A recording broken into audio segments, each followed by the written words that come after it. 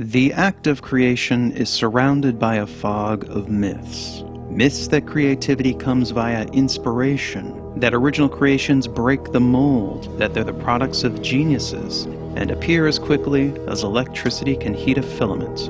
But creativity isn't magic. It happens by applying ordinary tools of thought to existing materials. And the soil from which we grow our creations is something we scorn and misunderstand, even though it gives us so much. And that's copying. Put simply, copying is how we learn. We can't introduce anything new until we're fluent in the language of our domain. And we do that through emulation. For instance, all artists spend their formative years producing derivative work.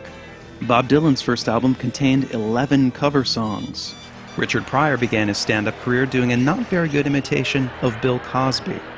And Hunter S. Thompson retyped The Great Gatsby just to get the feel of writing a great novel. Nobody starts out original. We need copying to build a foundation of knowledge and understanding. And after that, things can get interesting.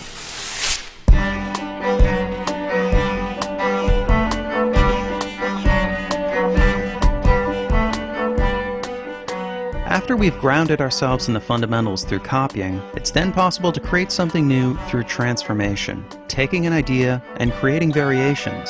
This is time-consuming tinkering, but it can eventually produce a breakthrough. James Watt created a major improvement to the steam engine because he was assigned to repair a Thomas Newcomen steam engine. He then spent 12 years developing his version. Christopher Latham Scholes modeled his typewriter keyboard on a piano. This design slowly evolved over 5 years into the QWERTY layout we still use today. And Thomas Edison didn't invent the light bulb. His first patent was improvement in electric lamps, but he did produce the first commercially viable one after trying 6,000 different materials for the filament.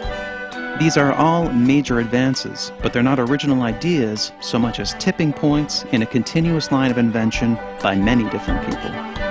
But the most dramatic results can happen when ideas are combined. By connecting ideas together, creative leaps can be made, producing some of history's biggest breakthroughs.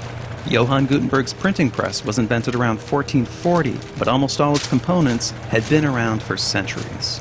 Henry Ford and the Ford Motor Company didn't invent the assembly line, interchangeable parts, or even the automobile itself, but they combined all these elements in 1908 to produce the first mass-market car, the Model T.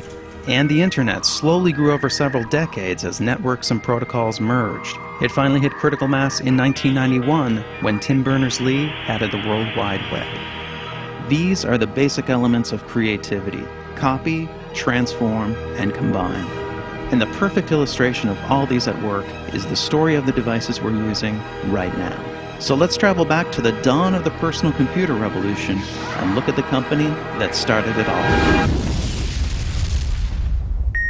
Xerox. Xerox invented the modern personal computer in the early 70s. The Alto was a mouse-driven system with a graphical user interface. Bear in mind that a popular personal computer of this era was operated with switches, and if you flipped them in the right order, you got to see blinking lights. The Alto was way ahead of its time. Eventually, Apple got a load of the Alto and later released not one, but 2 computers with graphical interfaces, the Lisa and its more successful follow-up, the Macintosh. The Alto was never a commercial product, but Xerox did release a system based on it in 1981, the Star 8010.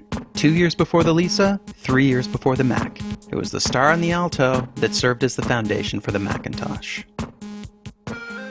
The Xerox Star used a desktop metaphor with icons for documents and folders. It had a pointer, scroll bars, and pop-up menus. These were huge innovations, and the Mac copied every one of them. But it was the first combination it incorporated that set the Mac on a path towards long-term success. Apple aimed to merge the computer with the household appliance. The Mac was to be a simple device, like a TV or a stereo. This was unlike the Star, which was intended for professional use, and vastly different from the cumbersome command-based systems that dominated the era. The Mac was for the home, and this produced a cascade of transformations.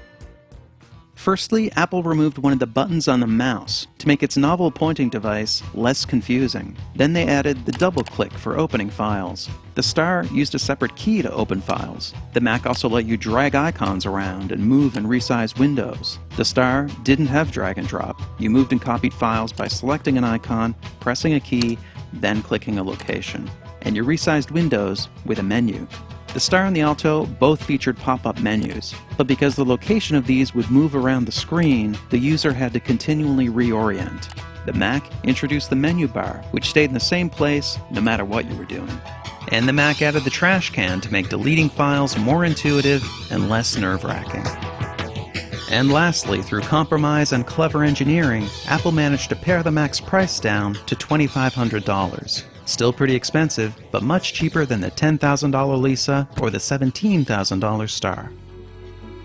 But what started it all was the graphical interface merged with the idea of the computer as household appliance. The Mac is a demonstration of the explosive potential of combinations.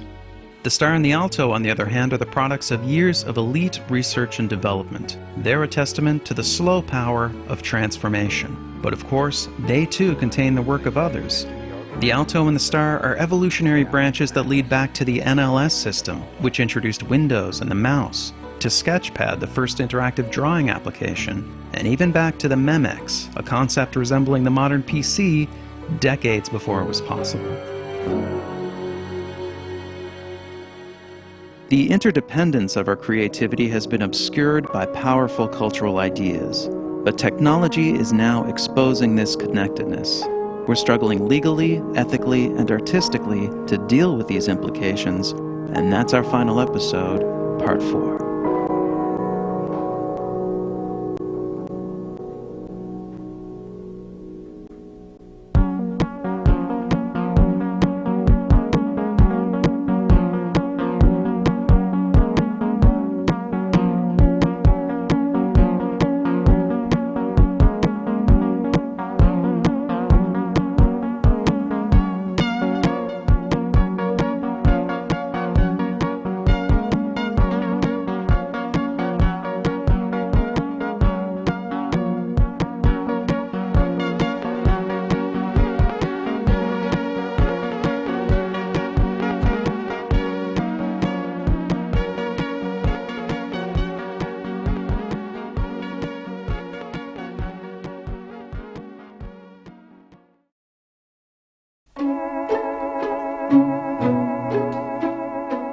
What if Xerox never decided to pursue the graphical interface? Or Thomas Edison found a different trade? What if Tim Berners-Lee never got the funding to develop the World Wide Web? Would our world be different? Would we be further behind? History seems to tell us things wouldn't be so different. Whenever there's a major breakthrough, there's usually others on the same path. Maybe a bit behind, maybe not behind at all.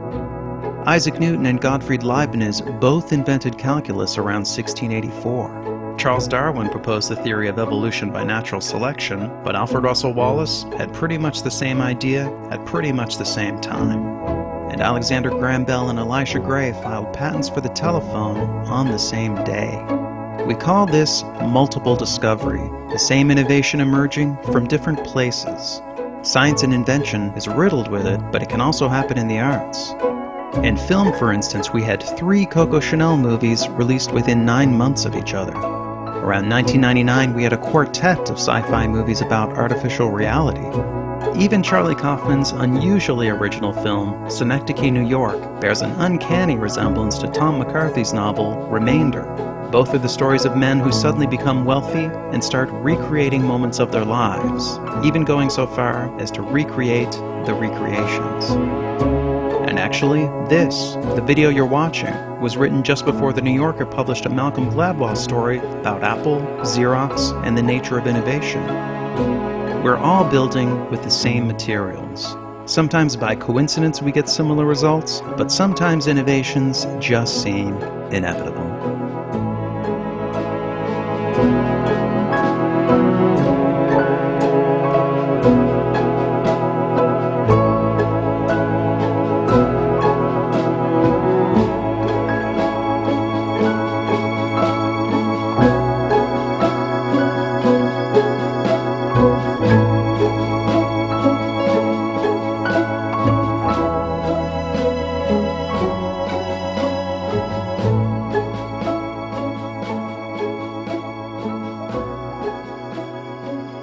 Hi there, I'm Kirby. I'm the creator of Everything is a Remix, and thank you so much once again for watching. I'd like to take a quick moment to thank the folks who contributed work to this episode, as well as my followers on Twitter who help out with research occasionally. For the last time, financial donations are very much appreciated. Welcome. They really do help make this work. So if you're in a position to donate, please visit the donate page of the website and contribute whatever the series is worth for you. Also consider visiting the sources and references pages of the website and buy some of the books and music and movies that are there. That's the work that I'm building upon in this series, and those folks could certainly use your support as well. Lastly, come see me live. I have speaking engagements coming up. Check out the website for details. If you'd like to book me for a speaking engagement, email me at talks@everythingisaremix.info. That's it. Tune in next time for the exciting conclusion of Everything is a Remix and also an exciting announcement. All right. Take care, folks. Bye-bye.